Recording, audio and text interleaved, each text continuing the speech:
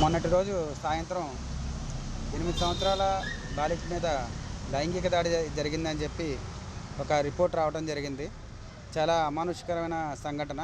వెంటనే మన కృష్ణా జిల్లా ఎస్పీ శ్రీ విద్యాసాగర్ నాయుడు ఐపీఎస్ గారు స్పందించి గన్నవరం డిఎస్పీ చలసాని శ్రీనివాసరావు గారి ఆధ్వర్యంలో ప్రత్యేక దర్యాప్తు బృందం ఏర్పాటు చేయడం జరిగింది.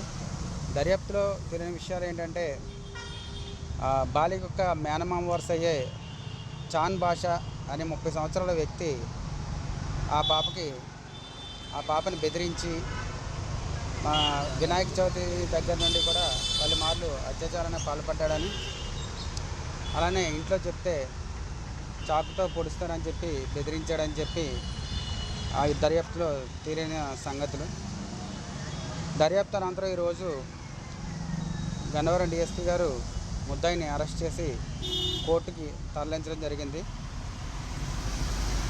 ఈ దర్యాప్తులో తేలిన విషయాలను బట్టి ప్రతి ఆడపిల్ల తల్లి తండ్రి కూడా వాళ్ళ ప్రవర్తన విషయంలోనూ వాళ్ళు ఎక్కడ తిరుగుతున్నారు ఏం చేస్తున్నారనే విషయంలో చాలా జాగ్రత్తలు తీసుకోవాలని చెప్పి తెలియజేయడం జరుగుతుంది.